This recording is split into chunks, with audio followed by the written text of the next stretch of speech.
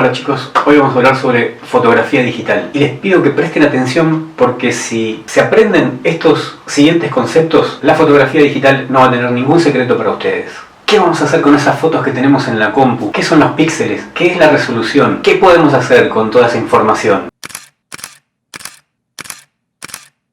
Los fundamentos de la fotografía digital. Quisiera enganchar con el ejercicio anterior. Si no lo vieron, les recomiendo que vayan a ver el video sobre cómo hacer de su habitación una cámara fotográfica, porque ahí van a poder ver y comprender cómo se forma la imagen adentro de un recinto cerrado que tiene un agujero en uno de sus lados. Las cámaras fotográficas son cámaras oscuras que fueron desarrollándose a lo largo de la historia y gracias a los diferentes desarrollos tecnológicos para lograr un mayor control del ingreso de la luz a esas primitivas cajas con agujeros.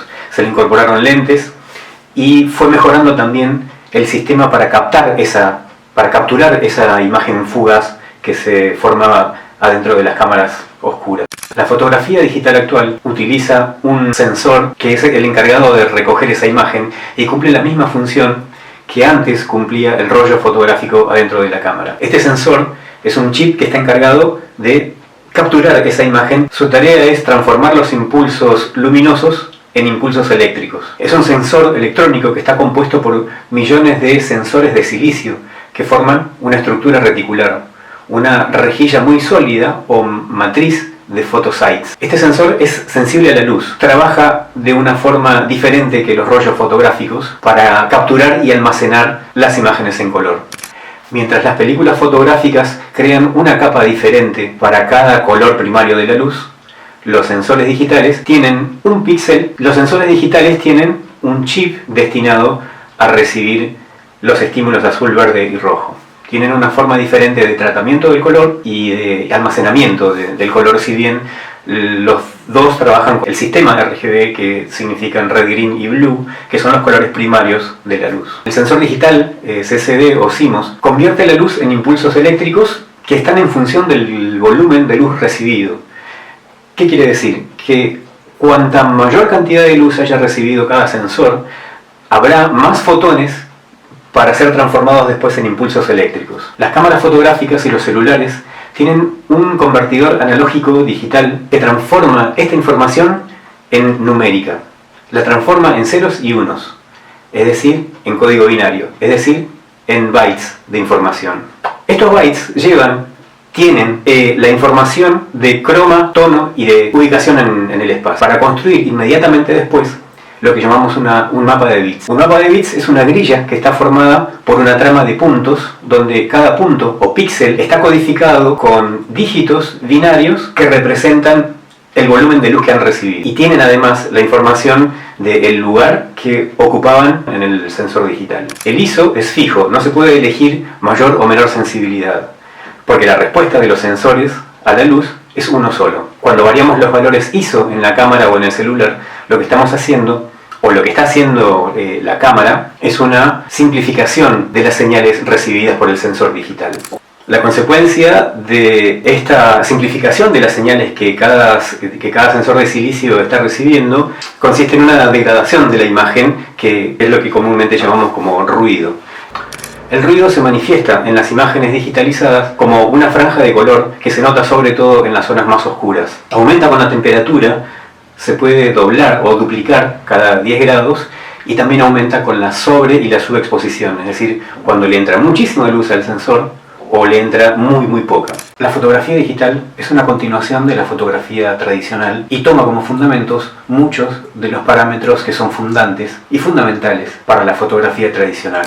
Una es el formato de 35 milímetros, el de la cámara reflex, sobre el que se desarrollan muchos modelos de cámaras digitales, tanto de los niveles de entrada como en las cámaras de alta gama para profesionales. En la fotografía tradicional, la medida de un negativo es de 24 por 36 milímetros. En la fotografía digital, cuando un sensor obtiene 24 24 por 36 milímetros, se lo llama full frame o cuadro completo, porque fue muy difícil y muy caro llegar a fabricar un sensor del tamaño de un negativo de la fotografía tradicional. Pasó mucho tiempo y muchos modelos de sensores digitales hasta llegar al full frame, hasta llegar al cuadro completo. Los principales fabricantes de fotografía, Canon y Nikon, desarrollaron formatos más pequeños para las cámaras del nivel de entrada, para las cámaras para principiantes. Eso no significa que tengan mala calidad. Los sensores digitales son fabricados cada vez para lograr una mayor calidad de imagen. Aunque es importante decir que cuanto más grande es el sensor, tenemos una mayor cantidad de píxeles que van a conformar esa imagen. Al igual que en la fotografía tradicional, cuanto más grande es el negativo, se pueden hacer copias de mayor tamaño con mayor calidad. Dijimos que la imagen digital está formada por una trama de puntos. Esos puntos se llaman píxeles. El nombre píxel deriva de una contracción de la frase Picture Element, pict-el. Es la mínima unidad de información de una imagen digital y es comparable a los microcristales de plata de los rollos fotográficos de la fotografía tradicional. Es cada uno de los cuadraditos que forman la imagen y como no dejan espacio entre sí, la sensación visual de definición es mayor que la de las películas tradicionales con aluros de plata. Y al igual que los aluros de plata, si ampliamos la imagen, vamos a notar su presencia.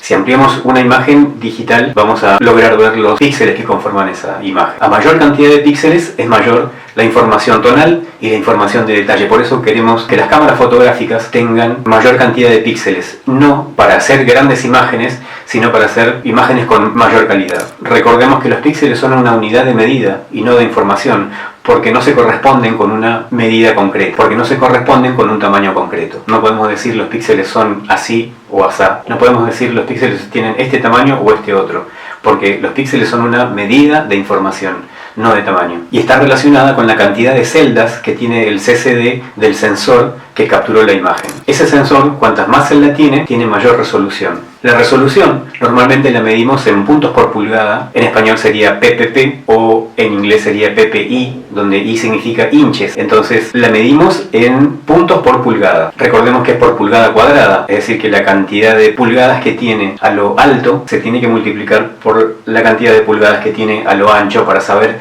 la cantidad total de píxeles que hay en esa medida, en una pulgada cuadrada. Normalmente las medimos en píxeles por pulgada o ppi. De la resolución dependen la calidad de representación y el tamaño en la memoria que ocupe ese archivo generado. Una imagen de alta resolución tiene más píxeles y más pequeños que otra del mismo tamaño pero de baja resolución. Una imagen de alta resolución tiene más píxeles y más pequeños que otra del mismo tamaño pero de baja resolución. Por ejemplo, una imagen de 72 ppi tiene en una pulgada 5184 píxeles, que resulta de multiplicar 72 por 72. Una imagen de 300 ppi tiene 90.000 píxeles en una pulgada. Alta es la resolución que tiene una imagen, tiene más píxeles que la describen, que la componen, que la conforman, y es más fiel en la representación de la imagen, porque permite un mayor detalle descriptivo y un pasaje y una transición del color que es más suave y sutil. Hay que tener en cuenta el destino final de las imágenes en el momento de la captura, tanto con una cámara fotográfica como con un escáner. Tenemos que tener en cuenta el destino final de la imagen en el momento de la captura. Una imagen para internet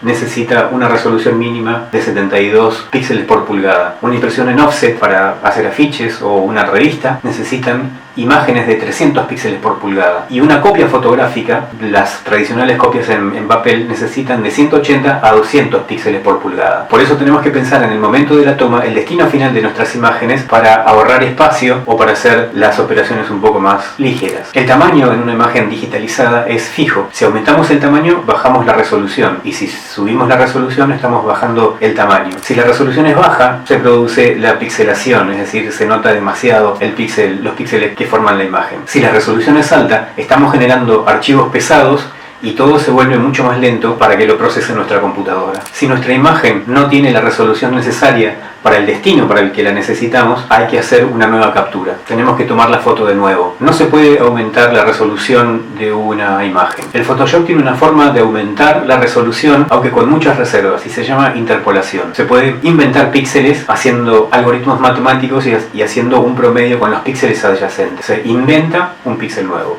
Quiero contarles una cosita sobre las tarjetas de memoria. Un parámetro que sí cambió de la fotografía tradicional a la fotografía digital es la forma de almacenar las imágenes que se obtienen una vez que entran a la cámara fotográfica. Mientras en la fotografía tradicional la imagen se impresiona en un rollo que después hay que revelar, en la fotografía digital el sensor captura la imagen, como lo describimos, el sensor captura la imagen y la envía al interior de la cámara fotográfica primero por un conversor analógico digital para pasarla después a información numérica y almacenarla en primero un buffer de la cámara y después en una tarjeta de memoria. Las tarjetas de memoria fueron un avance fundamental en la fotografía. Hay cosas que hoy en día están dadas por supuestas, pero que fueron una enormísima ventaja cuando aparecieron las tarjetas de memoria, que no necesitaban alimentación, que no se perdía la información si la cámara fotográfica se apagaba, no se velaban las fotos como en los rollos fotográficos, los datos se grababan por siempre hasta que uno decidiera borrarlo. No hace falta exponer todas las fotos como en los rollos para poder ir y revelar la imagen. El revelado es una cosa en la fotografía tradicional y otra en la fotografía digital. Llamábamos revelar las fotos a lograr que en el negativo apareciera la imagen o que en las copias apareciera la imagen positiva. El revelado digital consiste en la transformación del formato RAW a cualquiera de los otros formatos de imagen, que es nuestro siguiente tema. Y cuando digo formatos de imagen me refiero a JPG, TIFF, PNG, PSD y muchos otros formatos que andan dando vueltas por internet. No hay un solo tipo de memoria, hay varios tipos, aunque hay una que se va imponiendo como un estándar de facto, podríamos decir. Las tarjetas más conocidas son Compact Flash, que son las que usan las cámaras profesionales de 35 milímetros, Smart Media, que consiste en un disquete que ya dejó de usarse, la Memory Stick, que es un tipo de memoria creada por la marca Sony, y la tradicional Multimedia Card / Secure Digital, que es la tradicional, la que conocemos todos, con sus medidas micro y con adaptadores para poder usarlos en celulares y en cámaras fotográficas. Una vez que la imagen es digitalizada y almacenada en estas tarjetas de memoria, lo hacen en un determinado formato. ¿Qué es un formato fotográfico? El formato digital es el lenguaje con el que la cámara fotográfica guarda y codifica la información de texturas, tonos y colores, y que después la computadora va a decodificar para poder mostrarnos una imagen. Existen varias formas de guardar las imágenes digitalizadas. En el momento de guardar, la acción de guardar genera un archivo que tiene bits que describen la información y una cabecera con una descripción sobre cómo recuperar la información que contiene. Es decir que en el momento de guardar estamos eligiendo el formato con el que vamos a guardar nuestras imágenes. Algunos formatos realizan una compresión para ahorrar espacio de almacenamiento. Esa compresión genera pérdida de calidad en algunos y en otros no. Comprimir significa eliminar números que después pueden ser recuperados a través de complejos algoritmos matemáticos. El formato JPG, cuyas siglas significan Joint Photographic Expert Group, tiene unos parámetros que fueron fijados por este grupo. Es el nombre del grupo que fijó los parámetros del formato. Es un formato con compresión y con pérdida de calidad que elimina información, aunque esto se compensa porque la información que elimina no pertenece al espectro visible. Tiene diferentes niveles de compresión. A más alta compresión hay mayor pérdida de calidad y a menor compresión la pérdida de calidad es menor. Hay que tener el cuidado de no comprimir lo comprimido. Una vez que abrimos un JPG y le hacemos cambios y lo guardamos, estamos perdiendo calidad. Cada vez que lo abrimos y guardamos estamos perdiendo calidad.